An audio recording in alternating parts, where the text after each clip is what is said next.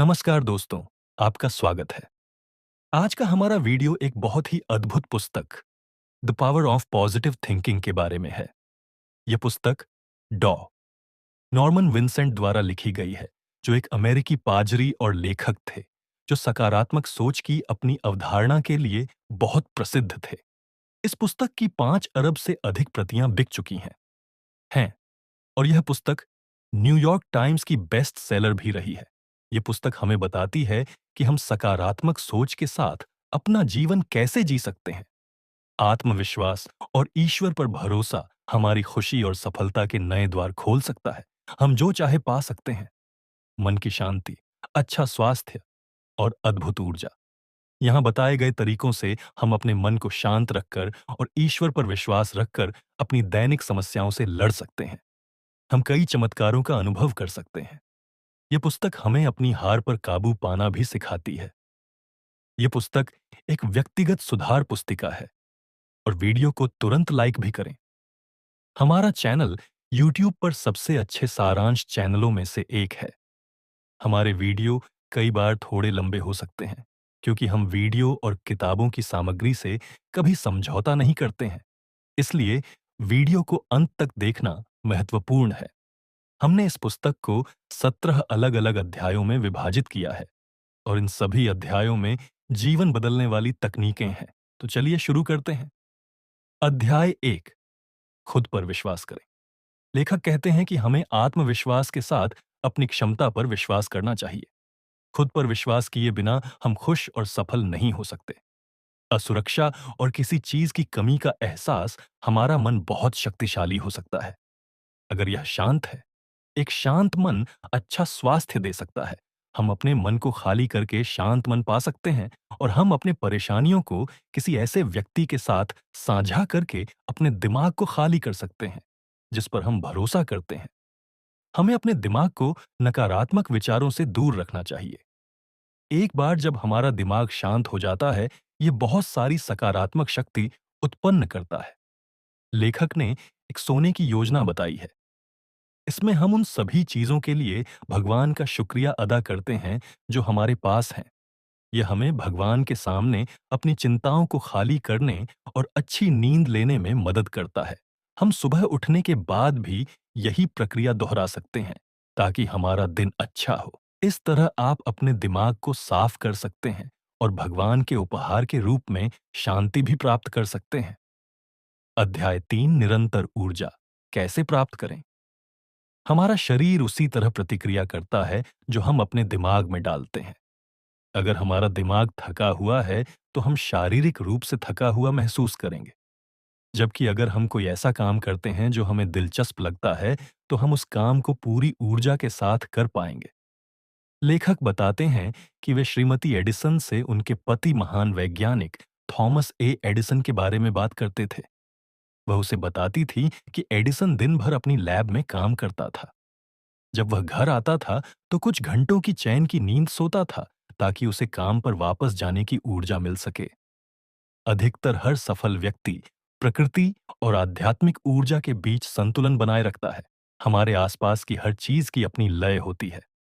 अगर हम इसे ध्यान से समझें और अपनी लय को इसके साथ मिलाएं, तो हम बेहतर तरीके से काम कर सकते हैं, और इस तरह हम कुछ भी करके ऊर्जा प्राप्त कर सकते हैं। अध्याय 4, प्रार्थना शक्ति का प्रयास करें। ऐसा माना जाता है कि ईश्वर सभी ऊर्जाओं का स्रोत है। लेखक ने कहा है कि स्वास्थ्य विशेषज्ञ भी अपनी चिकित्सा में प्रार्थना का उपयोग करते हैं। हम प्रार्थना के माध्यम से एक स्वस्थ शरीर और आत्मा प्राप्त कर सकते हैं। हमें अपने शरीर को आत्मा का मंदिर मानकर आराम करना चाहिए। यदि कोई व्यक्ति मानसिक रूप से स्वस्थ नहीं है, तो वह शारीरिक रूप से स्वस्थ नहीं हो सकता। प्रार्थना हमारे शरीर और आत्मा को शक्ति देती है। कुछ तरीके हैं जिनसे आप अपनी प्रार्थना को बेहतर बना सकते हैं। अपने बाकी कामों की तरह, जैसे सुबह उठना, ऑफिस जाना और खाना खाना। कल्पना करें, हमें प्रार्थना करते समय जो चाहिए उसकी कल्पना करनी चाहिए। जैसे अगर हम सफलता के बारे में सोचेंगे, तो हमें सफलता जरूर मिलेगी। हम जो चाहते हैं उसकी कल्पना बहुत स्पष्ट होनी चाहिए। वास्तविकता में बदलें।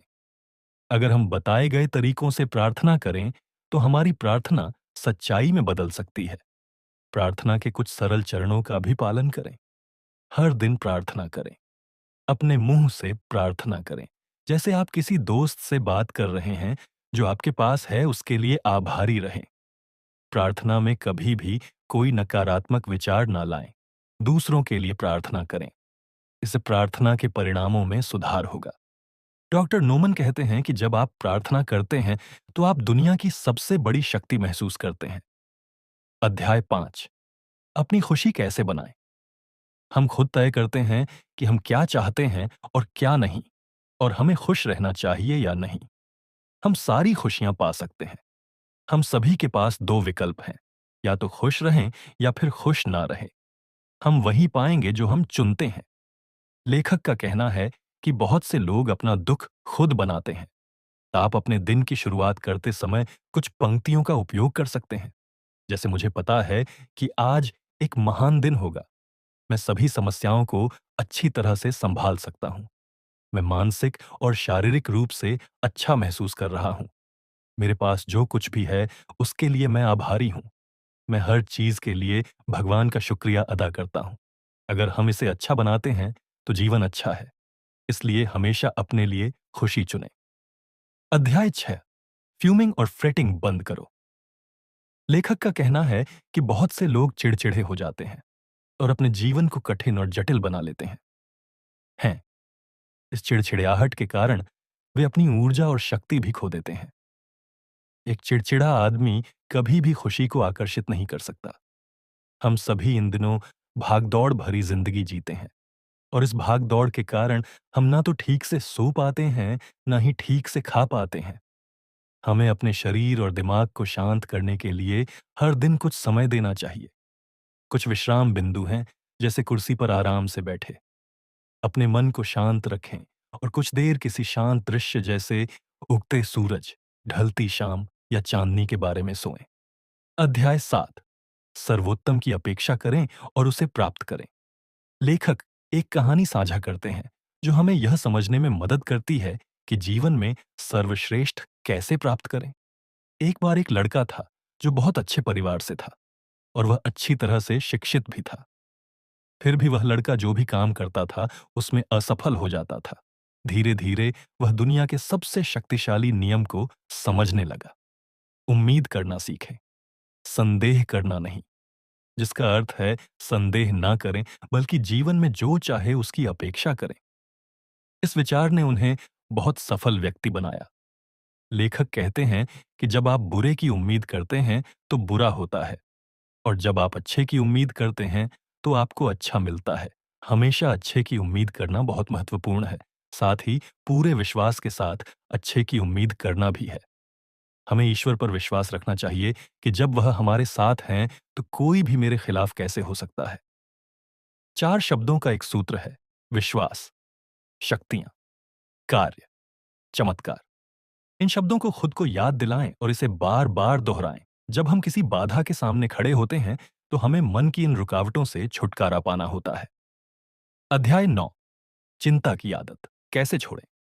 चिंता एक खतरनाक और विनाशकारी मानसिक आदत है, और हम इस आदत के साथ पैदा नहीं होते हैं। हमने इसे हासिल किया है। चिंता हमारे दिमाग में मानसिक शक्ति के प्रवाह को रोकती है। चिंता हृदय रोग का एक कारण भी है, जिसके कारण व्यक्ति का जीवन भी छोटा हो गया है। हमारे मन से चिंता को दूर करना संभव है। हमें विश्वास करना होगा कि हम ईश्वर की मदद से कुछ भी कर सकते हैं, और हमें मन को खाली करना सीखना होगा। हालांकि केवल मन को खाली करना ही पर्याप्त नहीं होगा, क्योंकि मन खाली नहीं रह सकता। इसलिए जब आप अपने मन को खाली करते हैं, तो खुद को विश्वास, आशा और साहस से भरने की कोशिश करें। अधिक जीने के सरल तरीके हैं: शांत रहना, ईश्वर से प्रार्थना करना, जीवन से चिंताओं को दूर करना। लेखक कहते हैं कि एक बार एक 50 साल पुराना पेड़ कटने वाला था। पेड़ काटने वाले ने पहले छोटी शाखाओं को काटा, फिर बड़ी शाखाओं को, ताकि वह आसपास के पेड़ों को नुकसान ना पहुंचाए। क्योंकि कटे हुए छोटे पेड़ को संभालना आसान होता है। इससे पता चलता है कि अगर चिंता छोटी है, तो अपने जीवन को प्रबंधित करना आसान होगा। चिंताओं को खत्म करने के कुछ तरीके हैं। जैसे चिंता सिर्फ एक मानसिक आदत है जिसे मैं ईश्वर की मदद से बदल सकता हूं। अध्याय 10। व्यक्तिगत समस्याओं को हल करने की शक्ति। समस्याएं हमारे जीवन का हिस्सा हैं। हमें पूरा विश्वास होना चाहिए कि हर समस्या का समाधान है। लेखक कहते हैं कि जब हम किसी मुसीबत में फंस जाते हैं तो ईश्वर हमारे आसपास होते हैं। हम जो भी करें, हमें यह मानकर चलना चाहिए कि ईश्वर हमारे साथ है।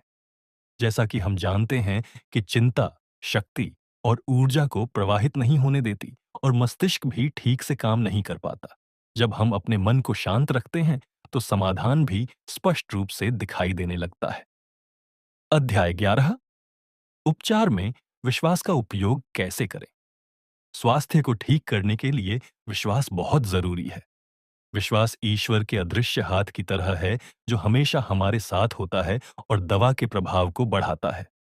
लेखक की मुलाकात एक ऐसे व्यक्ति से हुई थी जिसे एक बहुत ही खतरनाक बीमारी थी।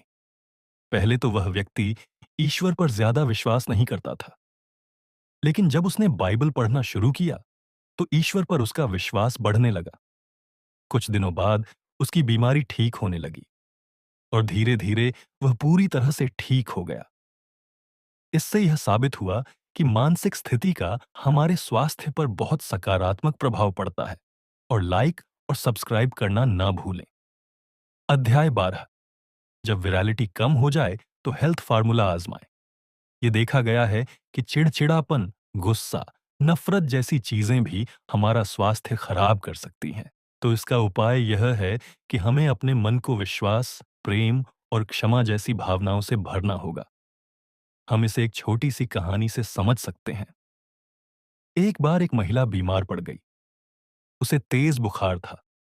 उसकी इस हालत का कारण यह था कि उसे एक ऐसे व्यक्ति से शादी करने के लिए मजबूर किया जा रहा था जिसे वह पसंद नहीं करती थी।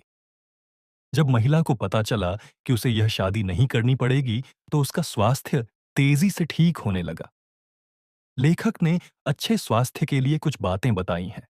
क्रोध एक भावना है और क्रोध में व्यक्ति अपनी मुट्ठी कस लेता है और अपनी आवाज ऊंची कर लेता है, तो इसे रोकने के लिए उंगलियां खोलनी चाहिए। साथ ही आवाज कम करनी चाहिए और बैठ जाना चाहिए या लेट जाना चाहिए। अपने आप से जोर से बोले, बेवकूफी मत करो, और यह क्रोध मदद नहीं करेगा। भगवान को याद करें या भगवान की को ढीला छोड़ दें। फिर पूरे दिन अपने दिमाग को खाली करें और फिर ईश्वर का ध्यान करें। शांत मन से हम कोई हैं तो हमें तुरंत ईमेल करें। अगर आपको लगता है कि यह वीडियो दूसरों के जीवन में मदद कर सकता है तो इस वीडियो को सभी के साथ शेयर करें। जल्द ही और भी बेहतर वीडियो के साथ मिलते हैं। बहुत बहुत धन्यवाद।